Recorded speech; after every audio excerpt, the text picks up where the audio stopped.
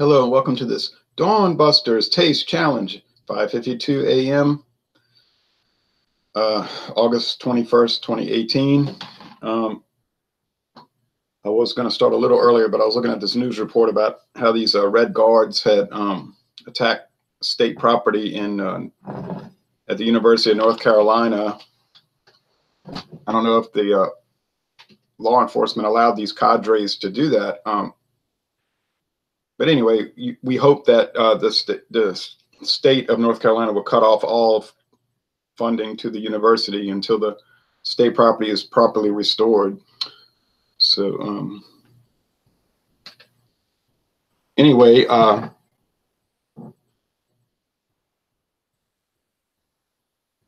this is Black Velvet. Black Velvet. Blended Canadian whiskey, introduced in 1951. It's still pretty dark outside. I guess the light will come in. I mean, every day that goes by, it's getting dark. It's getting light later and later. 80 proof against another 80 proof Canadian blended whiskey from 1972, Canadian Limited.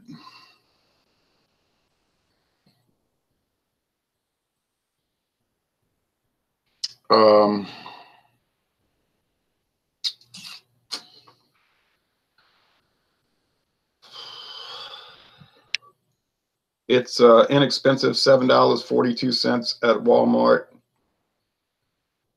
It says Canadian whiskey with natural flavors. Now the Black Velvet has an age statement of 3 years. This has no age statement. It says bottled by Fleischmann Distilling Company, Owensboro, Kentucky. I think Owensboro is the old Glenmore distillery. It's now just a bottling plant. It's a Sazerac brand. It's produced in Canada, aged and blended in Canada, but it's bottled in Owensboro, Kentucky by Sazerac. So it's been on the market 46 years. I don't think it's going to be much of a challenge, to tell you the truth, because Black Velvet. Because Black Velvet is more like American blended whiskey, just straightforward whiskey aroma and flavor with a little bit of wood, a little bit of that kind of thing, but not a whole lot of character.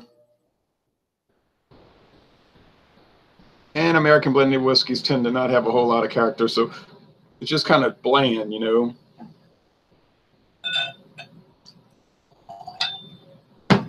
And Fleischmann's is the same thing, but it's a little different since they add some flavoring. Probably, if you read the Canadian regulations, it has to be distilled aged liquors like brandy, rum, bourbon. It could be could be wine. Somebody said plum wine. I believe that's probably a good case that could be that.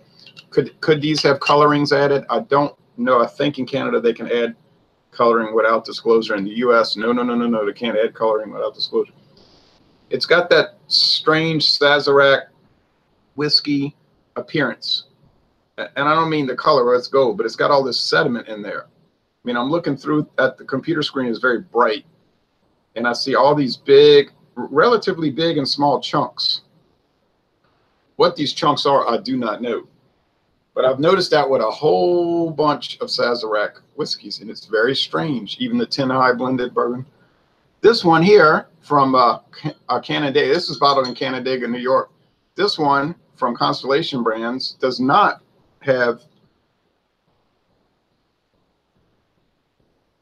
I don't see any sediment. They've got some little glitches in the glass. Shake it up a little bit. No, it's clear as a bell. So I don't know what Sazerac's filtering protocols are, but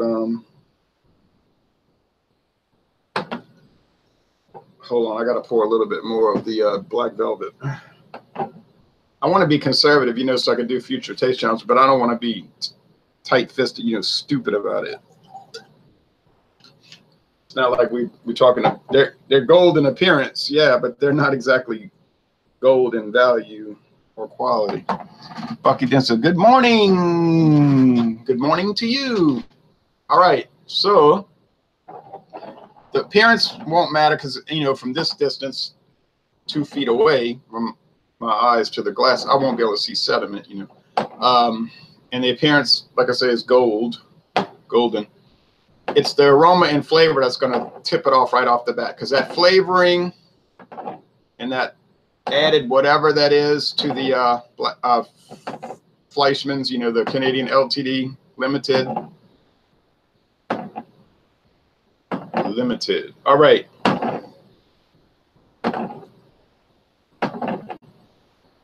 That's gonna tip it off, and so it's not going to be much of a challenge. Now, I think Canadian Limited is actually one of the top-selling Canadian whiskeys, if I remember right in my research. Of course, Crown Royal is #1, and Seagram's VO, which is related to Crown Royal, is right there.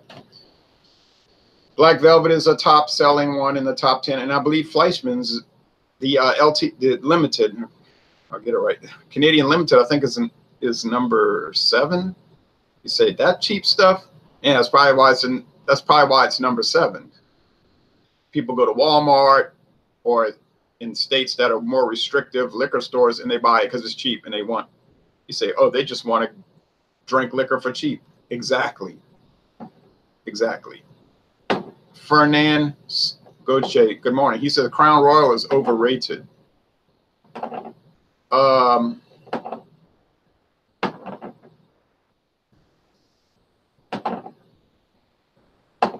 I don't know, because I never really had it. So I tasted it once. It tasted good to me, but I'd have to really drink on it and think on it, you know. So Canadian Club is better than Crown Royal? Ooh, that's a big statement. Well, I intend to get to Crown Royal eventually, and I want to go through that whole series. So that's going to take a while, right? We might all be walking with canes by then, but I'm trying. I can't, you know, it's not like beer where you can just blow through it. You can only sip through this stuff. Okay, aroma here. It's just like straightforward. A lot of base, you know,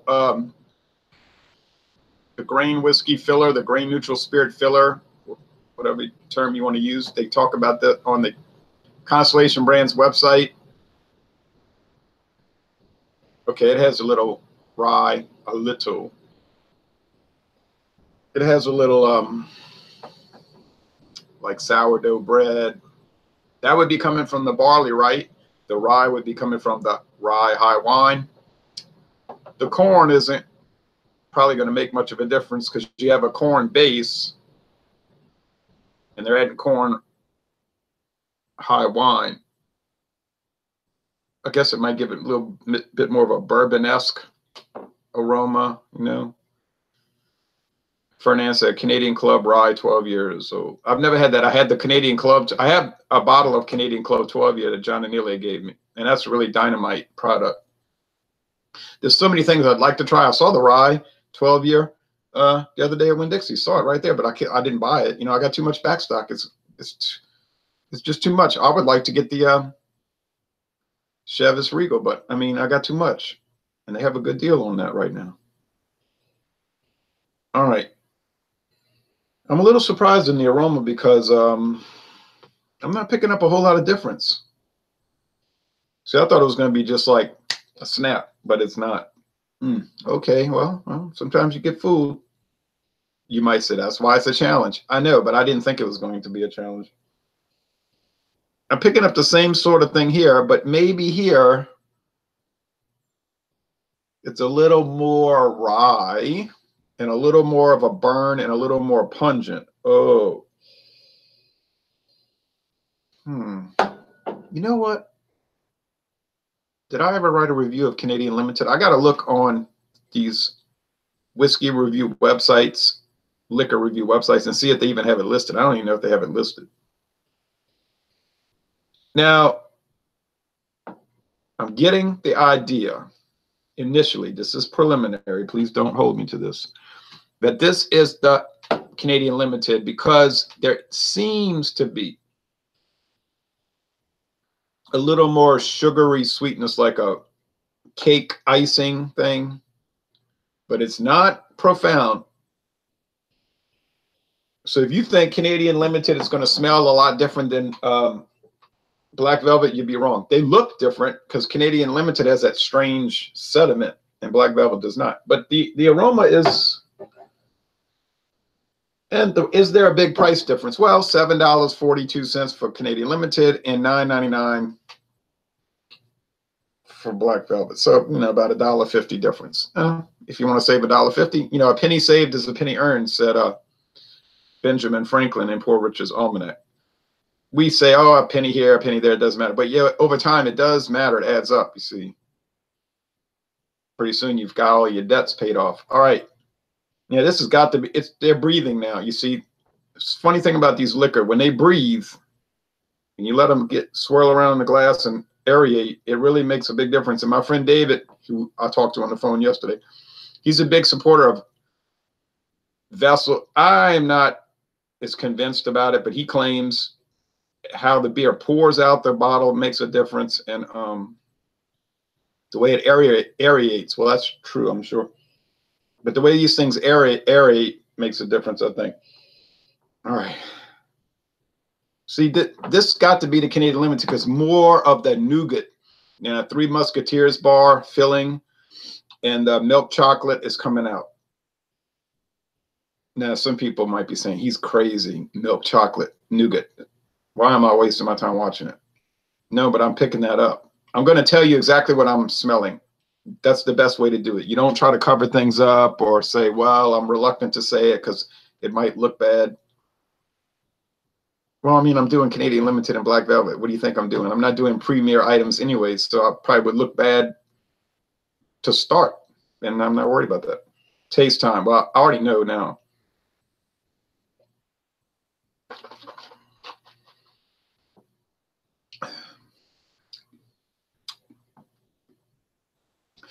Yeah.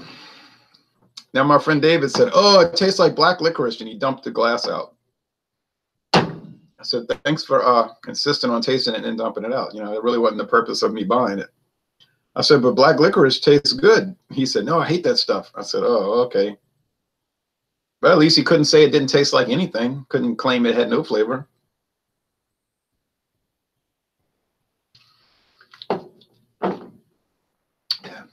He just didn't like the flavor. He almost went and bought a 1.75 milliliter plastic handle bottle at International Market for $10.99. He said, I'm glad I didn't buy it. I said, I know, huh? Now, see, this one over here is just straightforward. It's a lot tangier, like in the rye spiciness. You say, good rye whiskey. That's what I like. Now, yeah, I don't know if this would be a good rye whiskey. It's a whiskey, Canadian blended whiskey with a kind of grating, you could call it, grating, harsh rye thing. You say, yeah, but it's smooth as velvet. That's what the company says. That's not what I say. I don't know where that comes from. You say, well, it was probably a lot different than in 1951 than today. I think it was because it was 86 proof, right? Now it's 80. I don't know. Look, people ask me that sometimes. Don't you think Budweiser was better 20 years ago? I say, it tastes the same to me. Or they'll say even, don't you think Budweiser tastes different 35 years ago? I said, well, I wasn't drinking it then. And I sure wasn't drinking whiskey 10 years ago, so I can't comment upon things I have no experience with as far as if I tasted it or not. And then we go back to that long ongoing like feud in the internet beer review world or whatever about people making claims. Oh, everybody knows, like, I'll just give you a hypothetical example. Everybody knows Miller High Life has cheapened their ingredients over the years. And I will tell the person, what documents do you have to back that up? I mean, where do you get this information? Oh, everybody knows that. You know, basically, screw off. Everybody knows that. And I'm thinking, that is not the way to defend a position by saying everybody knows that. If you're going to claim that Miller cheapened their ingredients over the last 40 years, and it may be true, I don't know. I'm not sitting there researching Miller all day long. But come up, you know, provide some sources, okay? If you can't provide a source, you know what I mean? If you can't cite a source, Why even mention it? Okay? It's preposterous. It's a joke. It's a fantasy. I would say it's a fantasy. You're wrong because you're claiming you're right, but you have no evidence to back it up. And so I'm just going to say you're wrong, right? So until you can, it's like saying the police and the district attorney saying that man's guilty. He's guilty. He killed those people. What is your evidence? I don't need evidence. We just know it. Now, see what I mean? Does that make sense? It makes no sense. But I mean, Black Velvet might have tasted like this all along, just kind of like bland. This is Canadian Limited, and this is Black Velvet. And which one is better? I'm not going to sit in this chair and tell you either one is like terrific. They taste like something you would get for less than $10 before you pay tax. I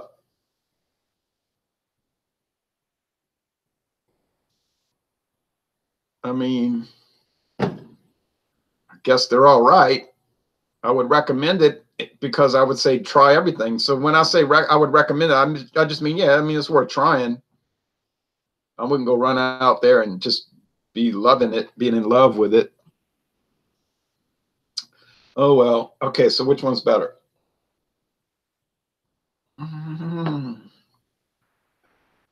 Well, see, the Limited has more flavor. Like, like it tastes like it's got that plum wine people talked about. It does taste like it has brandy in it, perhaps rum, because I've had rum cake and it's got some of those aspects. Now the nougat and the chocolate, that kind of died away. So, but it's just got more flavor. Now this one here, Black Velvet,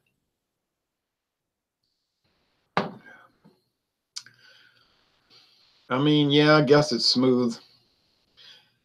Yeah, but I think a better term for this, a better catch or tagline for this whiskey might be smooth as velvet and dull as dishwater. You know what I mean? Like, you hate to say that. It's just not that. And I'm not in any way saying it's bad. I'm not sipping and thinking, oh, that's bad. This is bad. That's bad. That's offensive. No, it's not offensive. It's just, like it exists.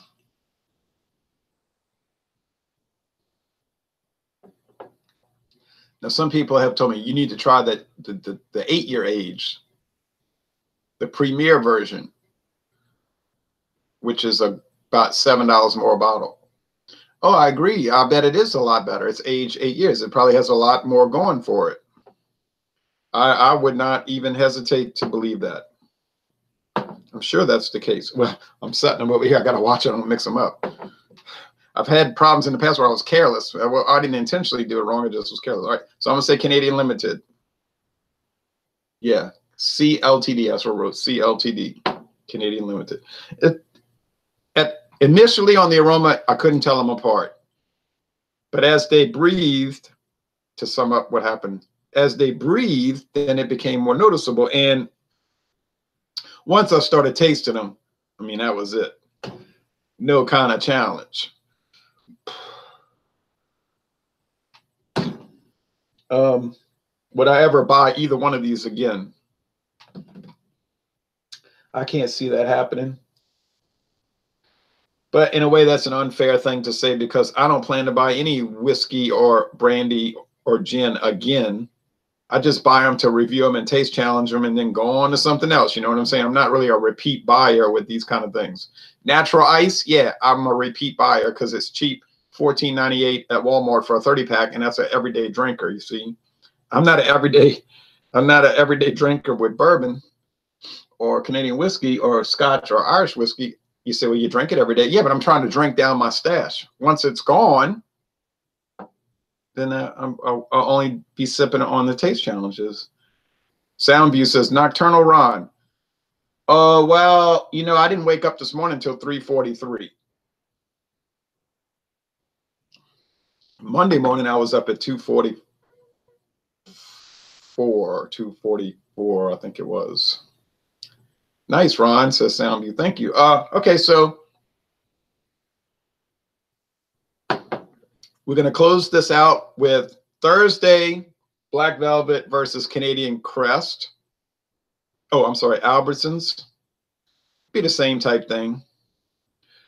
And then this upcoming Saturday, the plan is Black Velvet against Canadian Crest.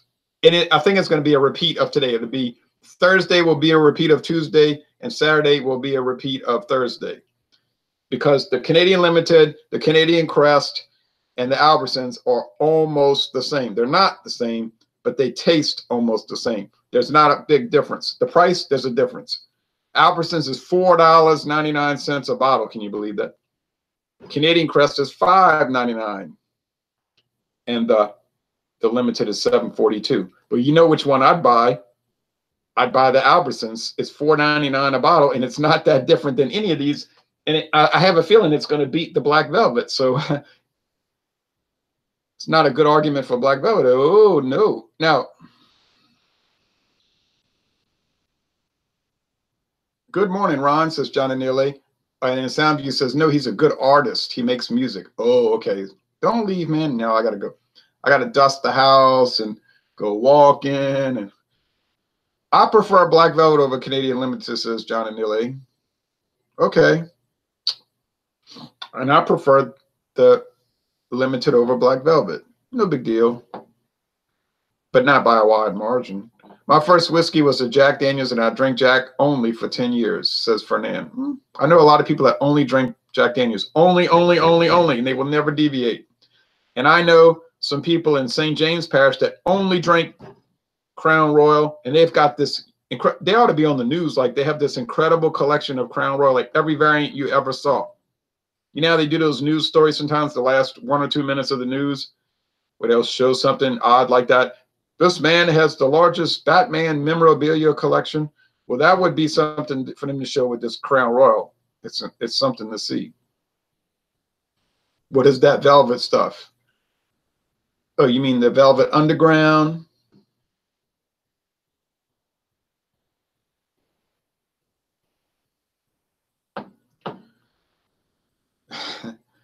You better run, run, run, run, run. Okay, Ron, quick question. Would you give Braveheart one of the top 10 movies ever?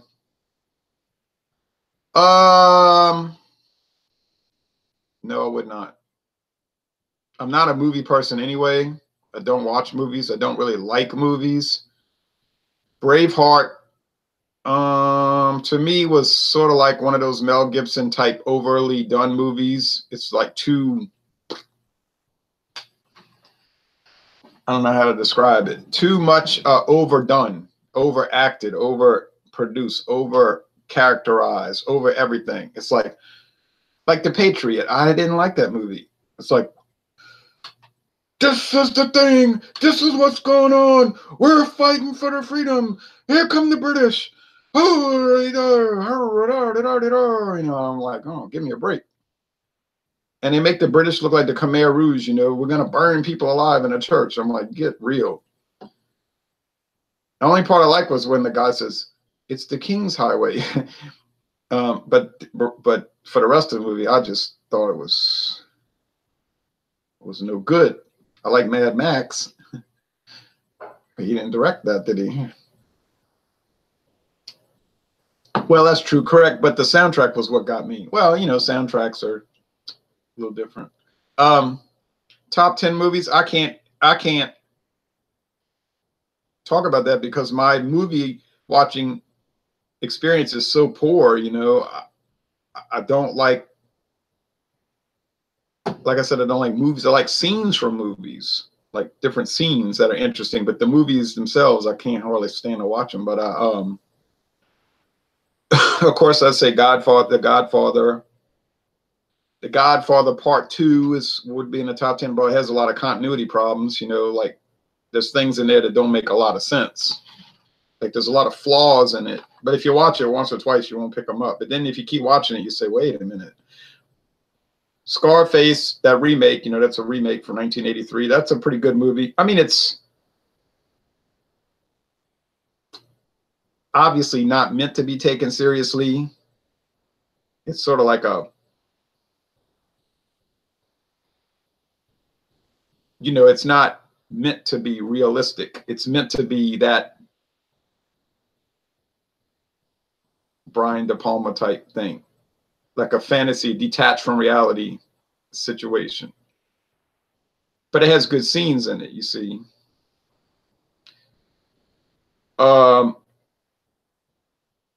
Goodfellas, yeah. Some of that is quasi historically accurate. Casino was very good. Maybe the best of those kind of movies. Casino would be in the top 10. So that um, um, I'm trying to think what else would be in the top 10.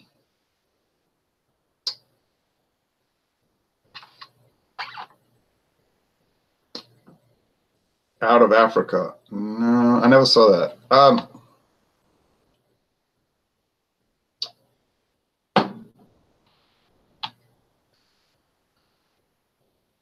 Uh,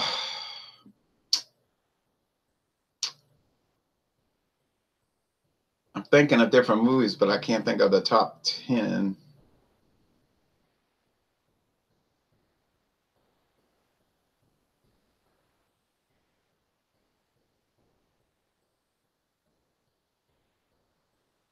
I like The Exorcist because it's sort of like Columbo. um, except, yeah, and it's still rich people, right, that they suspect of a crime. Because Columbo, you know, it's always like rich white people, and they commit a crime, they make some ridiculous mistake. Columbo comes in with his little dumpy and his goofball little act, and they fall for it, and then he sets them up, and then they realize they've been set up, and they try to wiggle out of it. They can't weasel out of it because they already got the evidence on them. It's like every episode is the same. Oh, The Natural, yeah. Jaws is good, but the soundtrack makes it better than it really is, you know. But it is good. Oh, yeah. Okay. I think 2001: A Space Odyssey might be in the top 10 because it's got a lot of oblique themes in it. Of course, it helps to read the little paperback. You know, you read the paper. It's a very short book. It's like a mini novel, whatever, short story. But that has a lot of allegorical messages. You know what I mean? Like there's the movie on the surface, but then there's the real meaning in the underfilm, the undercurrent. Same thing with Alien, right? That might be in the top 10. I mean, yeah, I know that you got the monster a dude dressed up in a leather outfit, plate or latex outfit, but they knew that looked bad, so they didn't really show it. Looked almost as bad as it looks almost as bad as computer generated imagery, right? CGI, which is much worse. Can't watch a CGI movie. It looks like a cartoon. I mean, I don't mind a cartoon. Cartoons are fine, but it doesn't look real. People were saying, "Oh, doesn't that look real?" I said, "No, it looks like a cartoon." 2001: A Space Odyssey has better special effects than the CGI.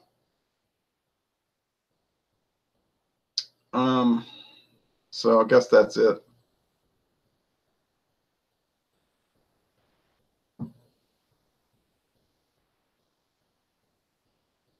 I kind of like the movie The Horse Soldiers from 1959.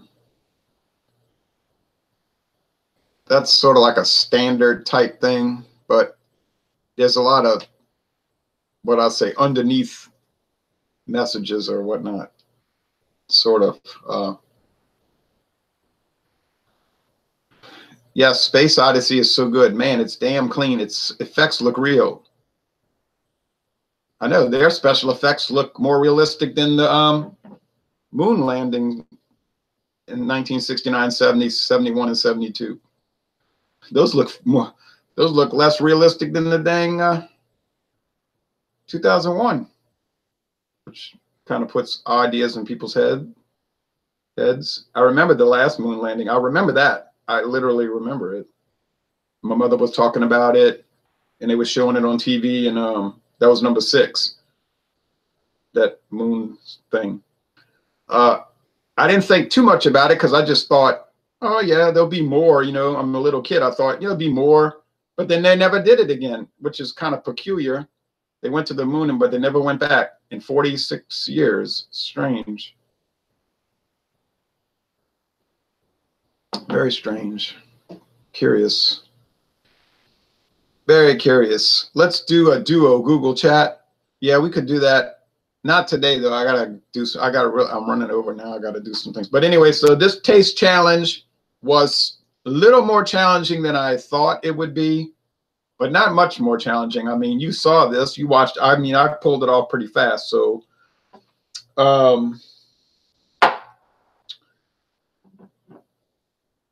yeah, it's just kind of, the beer reviews are on.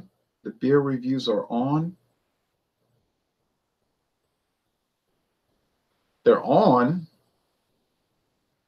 in the sense that I had posted one from this morning. Juventa beer wasn't very good, though. I gave it in the C range. It was kind of bland. It was so bland. And they say it's a Pilsner. It didn't taste like any Pilsner I ever had. Heck, Miller Lite tastes more like a Pilsner than that stuff. And Miller Lite ain't no, sorry, on Google video. No, the beer reviews are on YouTube, right? I just record them on my camera and I upload them to YouTube. They're not on Google Video. Okay, so that goes to show you I don't know a lot about movies, and I don't watch them, and I don't really like them.